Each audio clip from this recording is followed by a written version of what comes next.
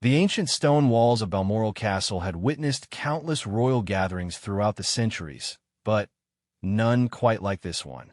After months of careful planning and private conversations, the Prince and Princess of Wales were finally bringing their 3 children back to the Scottish Islands for what many considered the most significant family reunion in recent royal history.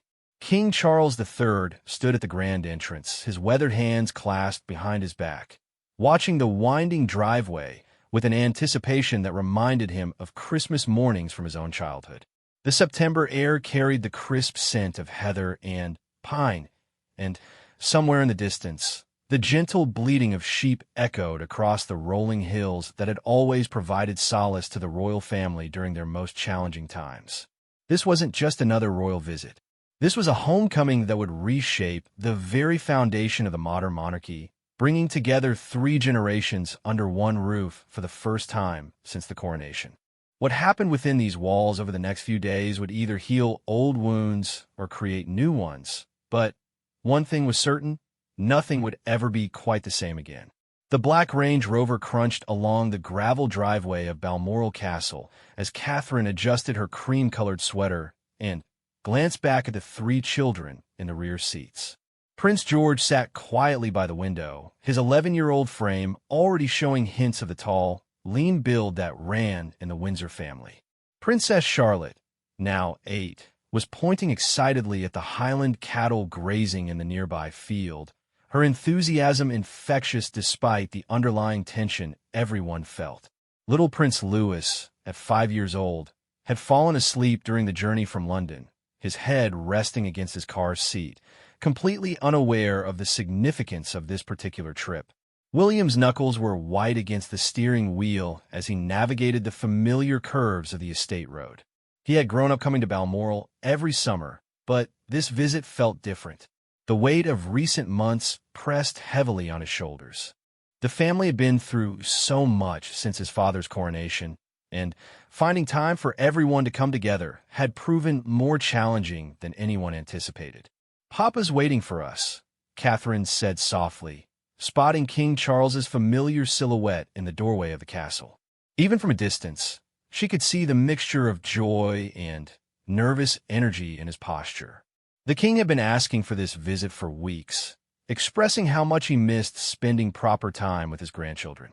As the car came to a stop in the circular drive, Prince George immediately perked up, recognizing the ancient Scottish castle that had been the backdrop for some of his favorite childhood memories. "Grandpa," he called out, though the windows were still closed. Charlotte began bouncing in her seat, already planning all the adventures she wanted to have during their stay. William turned off the engine and took a deep breath. "Ready?" he asked Catherine, who nodded with that reassuring smile that had gotten their family through countless public appearances and private challenges. King Charles approached the vehicle with measured steps, his face breaking into a genuine smile as the car doors opened.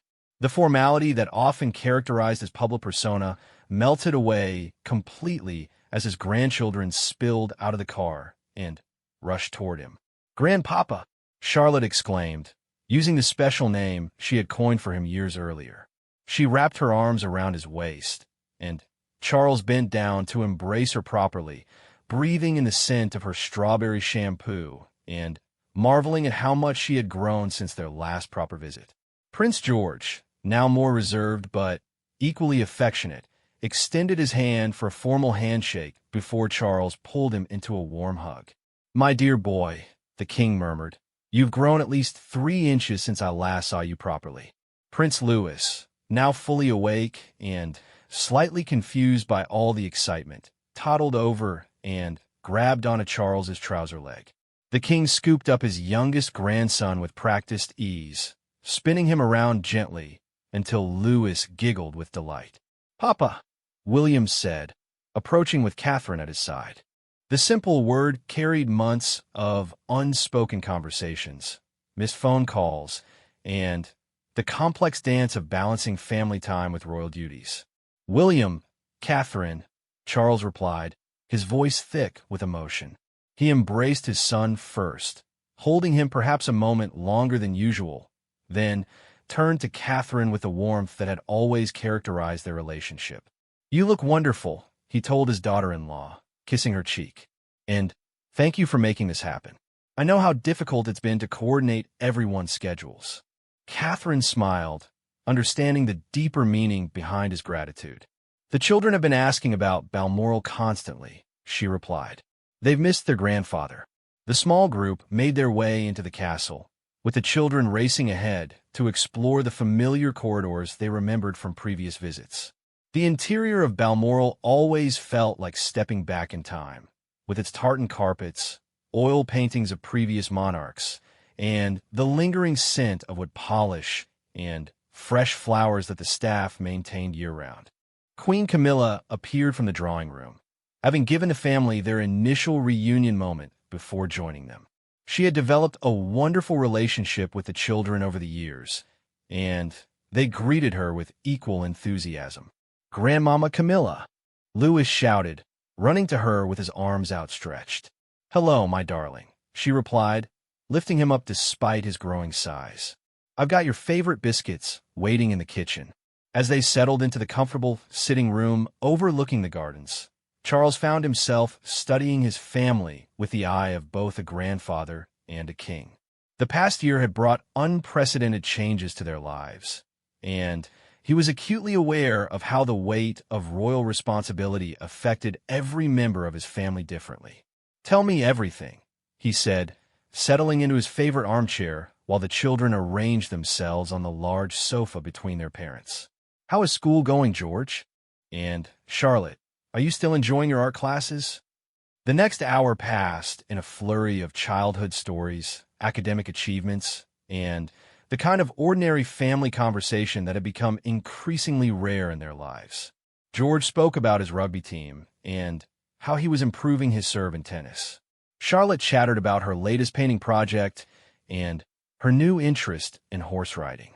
Louis, not to be outdone, regaled everyone with elaborate stories about his toy dinosaurs and their adventures around Kensington Palace.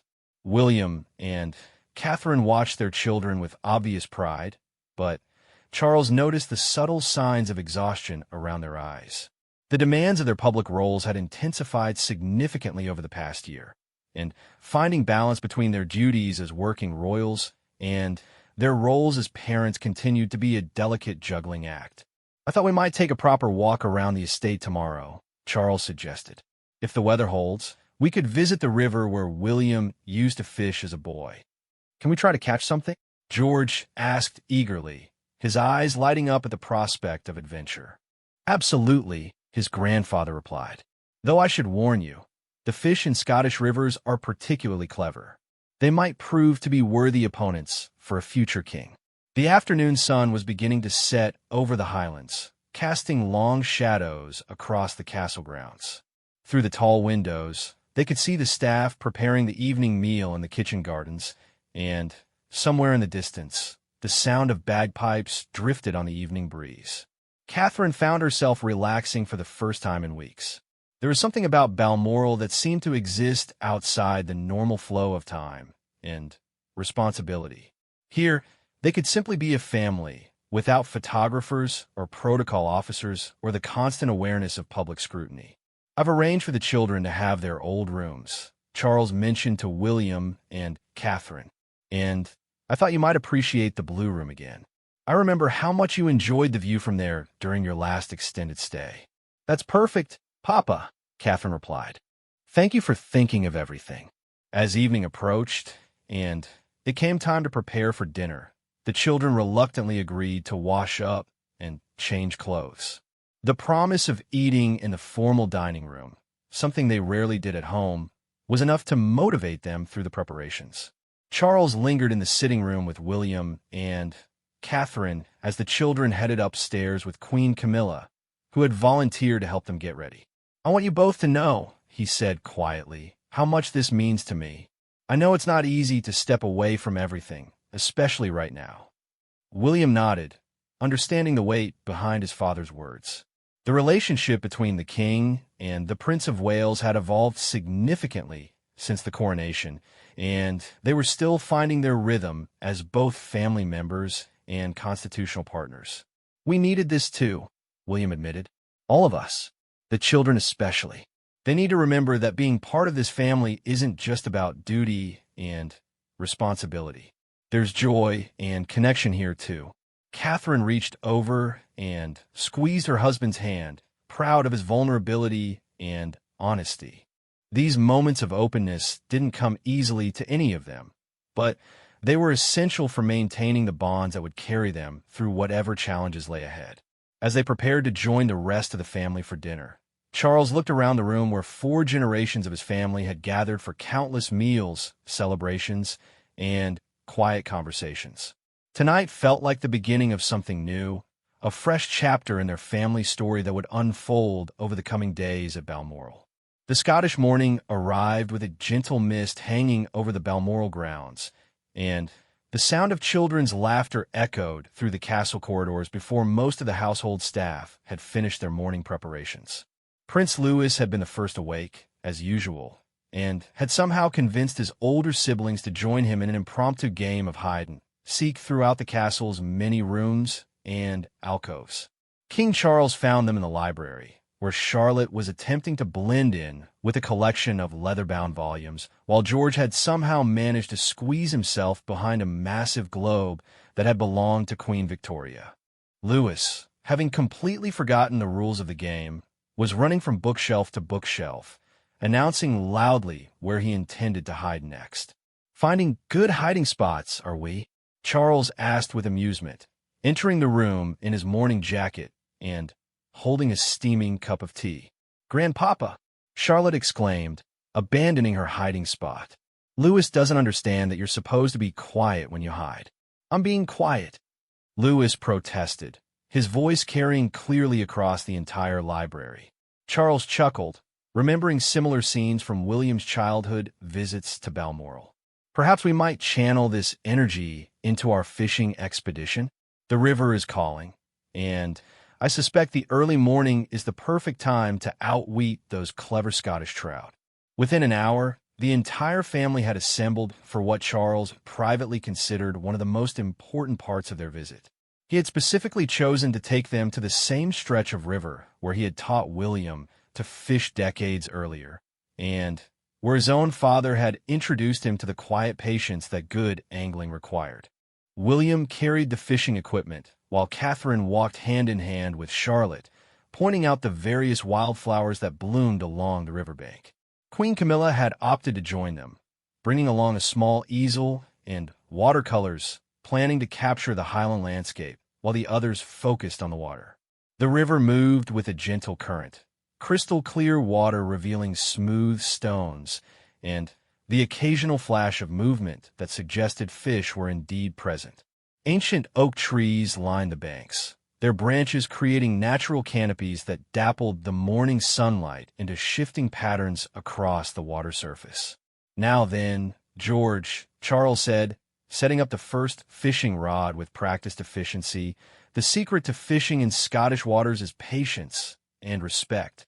These fish have been outsmarting fishermen for generations." George nodded seriously, clearly determined to prove himself worthy of the challenge. At 11, he was developing the kind of focused concentration that would serve him well in many aspects of his future life, whether he was casting a line or eventually carrying out royal duties. "What about me, Grandpapa?" Charlotte asked, not wanting to be left out of the adventure. "Ah, my dear, I have something special planned for you," Charles replied, producing a smaller rod that had been specially adjusted for her size. "This rod belonged to your father when he was exactly your age. He caught his first Scottish salmon with this very equipment." William smiled at the memory, remembering the pride he had felt when that fish had finally taken his bait after hours of patient waiting. "It was the size of a minnow," he admitted to his daughter, "but Papa made me feel like I had landed a whale." "That's because," Charles said, helping Charlotte position her hands correctly on the rod, "the size of the fish is never as important as the joy of the catch." Louis, deemed too young for his own fishing rod, was perfectly content to explore the riverbank with Catherine, collecting smooth stones and chasing butterflies. Every few minutes he would run back to check on his siblings' progress, offering loud commentary that probably scared away more fish than it attracted. "George has got one," he announced excitedly, despite the fact that George's line hadn't so much as twitched. The morning passed peacefully, with conversation flowing as naturally as the river itself. Charles found himself sharing stories about his own childhood visits to Balmoral, painting vivid pictures of adventures with his sister and the sense of freedom they had experienced in these Highland retreats. "Your great-grandmother, the late Queen, used to say that Balmoral was where the family could remember who they were beneath all the titles and responsibilities," he told the children. "Here, we're just people who happen to love each other very much." Catherine looked up from where she was helping Louis build a small stone tower, struck by the wisdom in that observation. The past year had been filled with so many official engagements and public appearances that sometimes she worried they were losing sight of the simple family moments that truly mattered. "Papa," Charlotte said suddenly, her voice filled with excitement, "I think something's happening with my line." Indeed, her fishing rod was bending slightly, and there was a definite tugging sensation that suggested a fish had taken interest in her bait. Charles quickly moved to stand behind her, his hands guiding hers as they worked together to reel in whatever had found her hook. "Steady now," he murmured encouragingly. "Let the fish tire itself out a bit before you try to bring it in." The entire family gathered around as Charlotte worked with surprising skill and patience to land her catch. Even Queen Camilla abandoned her watercolor painting to witness the momentous event. After several minutes of careful maneuvering, a beautiful brown trout emerged from the water. Not large, but perfectly formed and fighting with impressive spirit. Charlotte's face lit up with pure joy as she realized she had successfully caught her first Scottish fish. "Well done," William exclaimed, pulling out his phone to capture the moment. "That's a proper Highland trout, Charlotte. You should be very proud." "Can we keep it, Grandpapa?" she asked, though Charles could see in her eyes that she already knew what his answer would be. "I think this brave fish has earned its freedom, don't you?" he replied gently. The best fishermen always know when to let their catch swim free. Charlotte nodded wisely and carefully released the trout back into the river, watching with satisfaction as it darted away into the deeper water. The success of Charlotte's catch seemed to energize everyone, and they spent another hour trying their luck with various techniques and locations along the riverbank. George remained determinedly focused on his own line, while Louis had discovered that throwing stones into the water created satisfying splashes, though Catherine had to gently redirect him away from the areas where they were actually fishing. As the morning progressed into afternoon, Charles suggested they return to the castle for lunch and perhaps explore some of the other estate activities he had planned. The children were reluctant to leave the river, but the promise of horseback riding after lunch was enough to motivate them toward home. The walk back to Balmoral took them through some of the most beautiful parts of the estate, past ancient stone walls covered in climbing roses, through meadows where red deer occasionally appeared at the forest edge, and alongside fields where Highland cattle grazed peacefully. Queen Camilla had managed to complete a lovely watercolor of the morning's fishing expedition, capturing not just the landscape, but something of the joy and connection that had characterized their time by the river. "I'll have this framed for the children's playroom at Kensington Palace," she told Catherine quietly. "Something to help them remember this morning when they're back in London." Lunch was served in the smaller, more informal dining room that overlooked the gardens, and the conversation buzzed with excitement about the morning's adventures and plans for the afternoon. The children seemed more relaxed and animated than their parents had seen them in months, and Charles felt a deep satisfaction in knowing that he had contributed to creating these memories. "This afternoon," he announced over dessert, "I thought we might visit the stables. George, I believe you're ready for thunder, if you feel confident enough. Charlotte, Buttercup is still your size and very gentle. And Louis, we have the perfect pony for beginners." The prospect of horseback riding sent the children into excited planning mode, and they spent the rest of lunch discussing which trails they wanted to explore and whether they might be able to spot any of the estate's famous red deer from horseback. William watched his father with growing appreciation for the thoughtfulness that had gone into planning every aspect of their visit. Each activity seemed designed not just to entertain the children, but to create genuine bonding opportunities and help them feel connected to their heritage and family history. As they prepared to head to the stables, Catherine found herself thinking about how different this visit felt from their usual royal engagements. Here, there were no cameras, no schedules dictated by protocol requirements, and no pressure to maintain perfect public appearances. They could simply be a family, learning and growing together. The afternoon sun was warm on their faces as they walked toward the stables, and Charles pointed out various landmarks and shared more stories about the estate's history. This was exactly what he had hoped to achieve with this visit, he realized.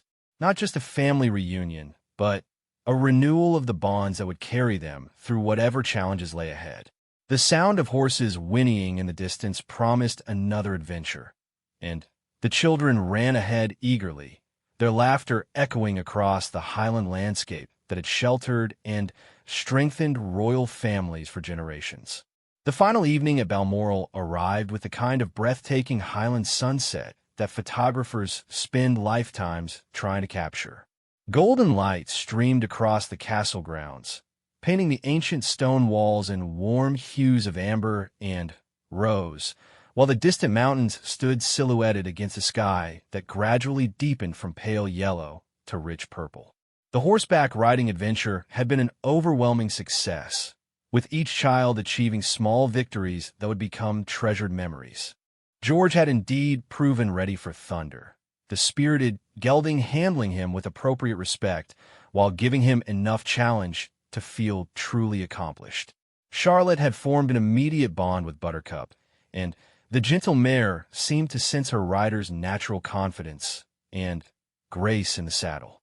Even Lewis had managed to stay atop the smallest pony for nearly an hour, his initial nervousness quickly replaced by determined excitement and no small amount of royal stubbornness. Now, as the family gathered in the castle's most comfortable sitting room for their final evening together, there was a bittersweet quality to the atmosphere. Everyone understood that tomorrow would bring the return to London, to schedules and responsibilities, to the complex dance of modern royal life that left precious little time for these kinds of extended family moments. King Charles had arranged for a traditional Scottish dinner to mark the occasion, complete with haggis, neeps, and tatties, though he had also ensured the kitchen prepared alternatives that would appeal to the children's perhaps less adventurous palates. The dining room had been set with the castle's finest china and crystal, but the atmosphere remained warm and intimate rather than formally intimidating. "I propose a toast," Charles said, raising his glass of wine while the children lifted their glasses of sparkling apple cider. "To family, to memory-making, and to the bonds that grow stronger with each generation. To Grandpapa," Charlotte added enthusiastically, causing everyone to laugh and clink glasses with appropriate ceremony. The meal proceeded with the comfortable rhythm of a family that had rediscovered its natural ease with one another. Conversation flowed from the children's school experiences to William and Catherine's upcoming royal engagements, from memories of previous Balmoral visits to dreams for future adventures. "I've been thinking," Charles said as they reached the dessert course, "about the importance of traditions and how we pass them along. Not just the formal royal traditions, though those matter too, but the smaller ones. The personal family traditions that help children understand who they are and where they belong." He looked around the table at each family member, his expression serious but warm. "I want you children to know that this castle, these grounds, these experiences will always be here for you. No matter how complicated your lives become, no matter what challenges you face as you grow up, Balmoral will always be a place where you can come to remember the simple joy of being together." Prince George, who had been unusually thoughtful throughout dinner, spoke up with the kind of mature insight that occasionally surprised the adults. "Grandpapa, will I bring my children here someday, too?" "I very much hope so," Charles replied, his voice thick with emotion. "And when you do, you'll tell them about the trout that Charlotte caught, and the horses you rode, and the grandfather who loved spending time with his grandchildren more than anything else in the world. Queen Camilla, who had been quietly observing the family dynamics throughout their visit, felt moved to contribute to the conversation. You know, children, when I married your grandfather, I wondered if I would ever truly feel like part of this family. But watching all of you together, seeing how much love there is here, I realized that families aren't just about blood relations. They're about the people who choose to love and support each other generation after generation. Catherine reached across the table to squeeze Camilla's hand, understanding exactly what she meant. Her own journey into the royal family had required similar navigation of complex relationships and careful building of trust and affection. After dinner, they moved to the drawing room where a fire had been lit in a massive stone fireplace. The children sprawled on the carpet with books and games, while the adults settled into the comfortable chairs and sofas that had hosted countless royal family gatherings over the decades. "I have something for each of you," Charles announced, producing 3 small wrapped packages from a side table. "A little something to remember our time here." The children gathered around eagerly as he distributed the gifts. Charlotte's package contained a beautiful leather-bound journal with her initials embossed in gold, perfect for recording her thoughts and adventures. George's gift was a compass that had belonged to his great-great-grandfather, King George VI, engraved with the coordinates of Balmoral Castle. Louis received a small tartan teddy bear that looked remarkably like the Highland cattle they had seen during their walks around the estate. "These aren't just presents," Charles explained as the children examined their treasures. "They're reminders. Charlotte, your journal is for writing down all the wonderful things you discover as you grow up. George, the compass will always point you toward home, no matter how far your adventures take you.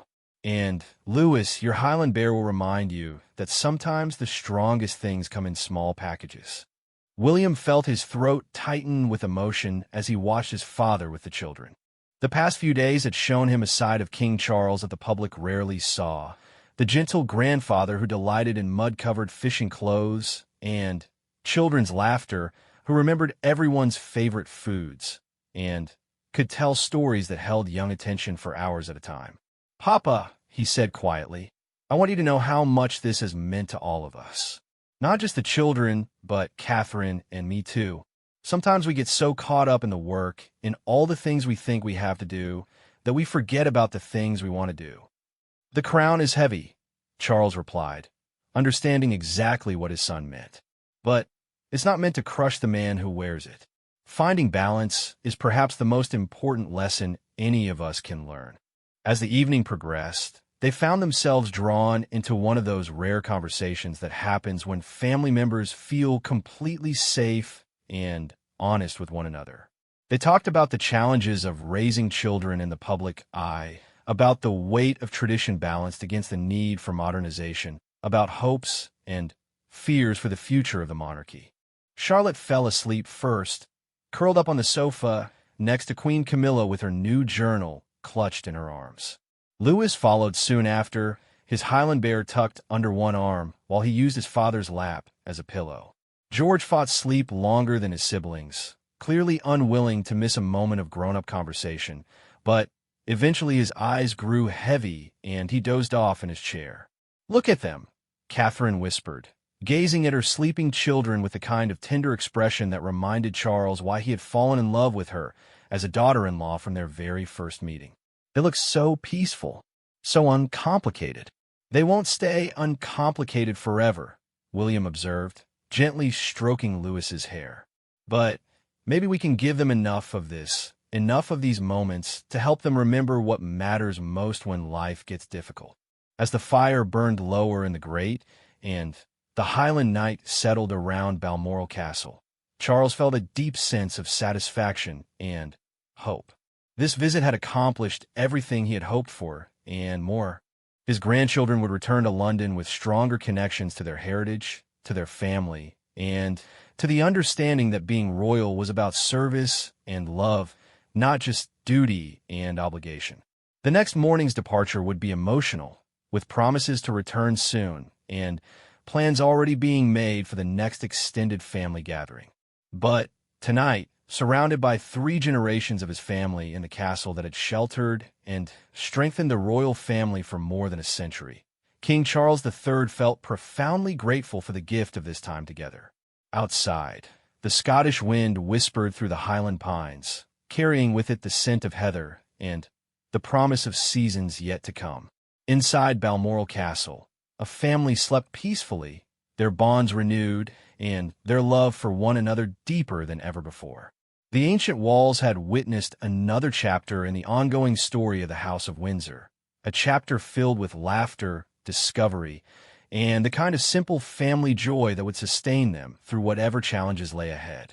As Charles finally prepared to retire for the evening, carefully covering each sleeping grandchild with a soft tartan throw, he whispered a quiet prayer of thanksgiving for this perfect interlude in their complicated lives. Tomorrow would bring the return to public duties and royal responsibilities, but tonight belonged entirely to family, to love, and to the timeless magic of Balmoral that had been working its healing power on royal families for generations.